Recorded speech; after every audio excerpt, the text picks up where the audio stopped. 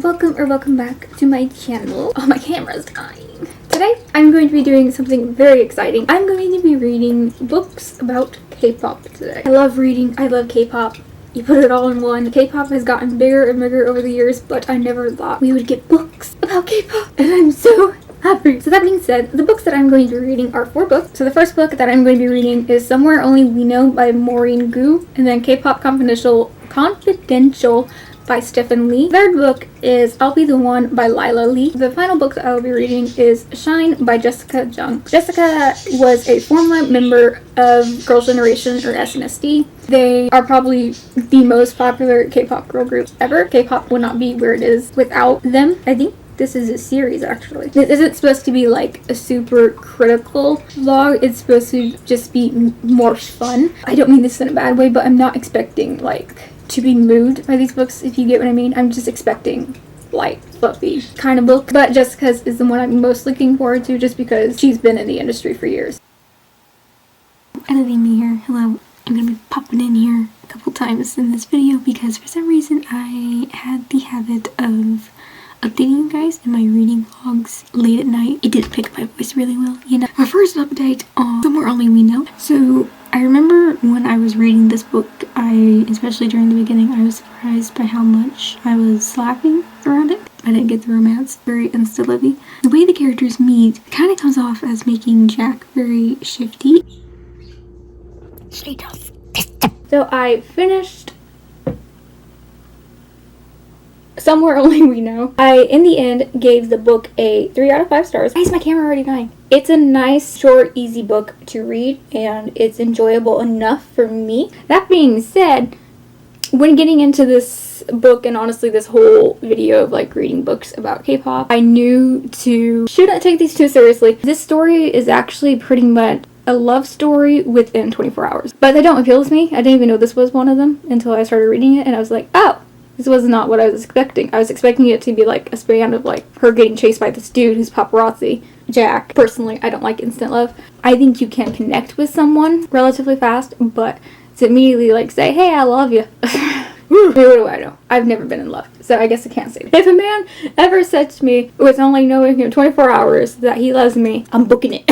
So getting to the first thing that kind of annoyed me with like, yeah, that wouldn't happen, was when Lucky, she is the biggest star in K-pop, the way the book writes it. She's pretty much IU. When she's sneaking out of her hotel room to go get food, because she wants that hamburger, she takes off her pink wig and she's like, no one's gonna recognize me without my pink wig. And I'm just, what? K-pop artists like change their hair color, haircut so much. I don't know, as a K-pop fan, you're always expecting like the people that you follow, the K-pop artists, to like change their hair constantly. I still recognize you though. Your hair color doesn't make that much of a difference. Another big thing that I think would be the biggest thing for a lot of people not to like the story, and something that I struggled with in the beginning, is that Jack is paparazzi. He assumes she's drunk because before she left her hotel to like sneak out and stuff, she took her sleeping meds and then her anxiety medication, which, why would you ever sneak out of your hotel room after taking sleeping meds? Because of the way Lucky is acting, obviously, because she's on medication, he assumes she's drunk. And he was like, well, okay, I'll take you back to my hotel, or my apartment. And then that's when he finds out that she is Lucky. He decides, starting the next morning, that he is going to keep her there with him so he can get a good story. Love. You can say that, like, he's also thinking, man, I kind of like this girl, but I need the money. To me, it doesn't sit well. At the end of the book, I hate how this book wrapped up. I know it's fiction. When she was with Jack that entire 24 hours, it had got leaked that she was spending Hong Kong with a guy. At the end of the book, she like says, my fans were totally okay with it. All my fans supported me and wanted the best for me, wanted me to be happy. Which I will admit, a lot of fans are pretty cool and want their artists to be happy. However, with you being status IU, no, sweetheart. The second IU like looks at a guy or something, everyone's just like, no. I wish they would have touched on the subject of anxiety just a little bit more, because mental health is still a very taboo subject in Korea. To me, it just felt like more of a tool to get you to sympathize with her. I think it sounds like I absolutely hated this book, but it was just this like few things that like drove me insane, especially with like that would not happen, that would not work type of thing, you know? I mean, both of them are pretty much lying to each other throughout the entire book. So that's romantic. I am now on Kpop Confidential, which I could not find on the Libby app, which I'm really frustrated by because now I have to listen to it on Audible. I didn't want to listen to an audiobook right now, so I had to kind of figure out time where I can listen to a 10-hour long audiobook on Audible. Not sponsored, and that'd be great. If you want to sponsor me, please do. So we got a new Christmas tree because our other one, it died because we forgot to close the heater vent and it killed it, obviously. I think it's quite noble.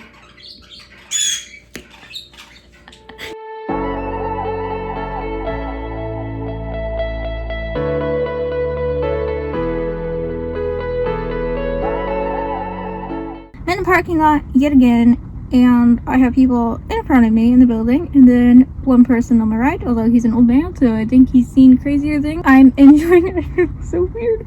And like, this definitely a book I would give to a friend who likes K-pop. There is this one scene where the girls were, I think, they were running around in the practice studio with weights on their ankles, and their teacher was throwing a medicine ball.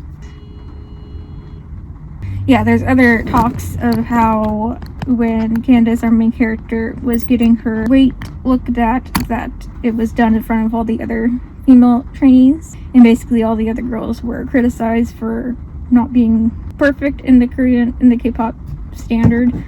But the weight scene where they're like running around with the weights on their ankles reminded me of when Lay from EXO told the story of when he had weights on his hips to help with him dancing more powerfully, and then that ended up injuring his hips permanently. I have 2.5 hours left. I hope I can. Oh my goodness, I almost hit the honk horn. Oh gosh. Why is that like that? I finished Kpop Confidential. I think the main message of the book, at least from what I got out of it while reading, are you willing to conform to what adults may want you to do or what society says? Are you going to do that, or are you going to be yourself and be proud of who you are? The book was also very informative with the Korean culture, which I thought was really nice. Hey, Kiwi! Birdies! Stop! Stop! I definitely did enjoy our main character. The romance wasn't too much of a big thing in the book. Like, I'm fine with Youngbae. I like him, but 1J, oh my goodness. There's just something about him. I just don't like him. He kind of comes off as a jerk. Friendship and family was a big thing in this book, specifically with Candace and her grandfather and her mother. It was a big thing in the book, and I really enjoyed that. I just finished. I'm almost done. I really enjoyed that. I ended up giving it 4 out of 5 stars. I definitely recommend anyone who is a fan of K-pop, or really if you're just looking for a good book to read, I think this would be good. I don't think that you have to enjoy K-pop to like this book. So now I have started I'll Be the One by Lyla Lee, I believe. It seems like there's already gonna be a romance. I am about 111 pages. I'll Be the One by Lyla Lee. I'm pretty much meh on the book, to be honest. I feel like this book is kind of lifeless. If I wasn't doing a video specifically surrounding the idea of K-pop related books, I probably would have already DNF'd this book. Good morning, everyone. Actually, it's afternoon. It's like 1:30. Hi. We'll play some Monopoly. I did finish I'll Be the One, I think on the 24th or 23rd. I can't remember. I ended up giving the book a 2 out of 5 stars. The book really just fell flat for me personally. I think the entire message that the book tries to get across to the reader is great. I don't think the writing itself, the story itself, lived up to that message that the author was trying to get across to the readers. And I did enjoy certain aspects of it, but you would think at the very end of the book there would be some kind of suspense, or like, how's it gonna turn out? Is she gonna win? Is she gonna lose in this competition? You know, that's like the whole plot of the story is her being in this competition, and the results were just like, I think within 2 sentences, and it just felt like that was it. The romance was there was no chemistry whatsoever. There was a great idea with the story, but the writing itself, the story, the romance, everything just kind of felt flat. I'm about 40 pages in, I want to say. The amount of times that I have rolled my eyes because of the number of cheesy things that have happened. The writing itself is fine. I don't like the love interest at all. He's another K-pop star. Our main character is a trainee. Comes off so arrogant and like, oh yeah, I know all the girls just like look at me. He just comes off as a very cocky person, and the main character is like, oh, so cute. Just like, what? Supposed to be seen as cute and like playful, but it just comes off as really jerky, like you just met this girl. Hopefully I can read a big chunk if stuff stops being cringy. And there's 2 more books. It's supposed to be a trilogy. How in the world is this going to be a trilogy? It's way past the time that I finished. I ended up giving the book a 3 out of 5 stars. I don't necessarily think it was bad, but I just don't think it was the right time for me to read this book. When I first started it, it is what I wanted to read, but about a quarter of the way through, I wasn't in the mood to read it anymore. Her writing was good.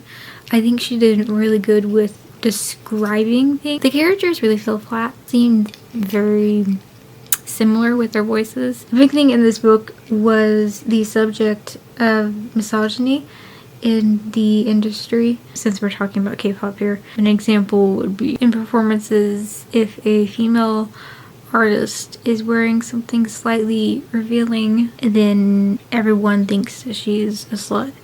Which, even if it's not too much skin in general and it's really just like maybe a little bit more of their collarbone, but then if a man takes off his shirt or has his shirt unbuttoned, they're like, oh, he's so sexy. And I think in some ways it has improved, and especially with the fact that some male artists have even brought it up, and also with female artists like Hwasa, Hyuna, who are openly expressing that they should be allowed to do some stuff they should not be judged for. So I thought that was good, and I thought it was definitely needed. I never properly ended this video, so I hope you guys enjoyed this reading vlog. If you guys have read any of these books, please tell me your thoughts if you enjoyed them.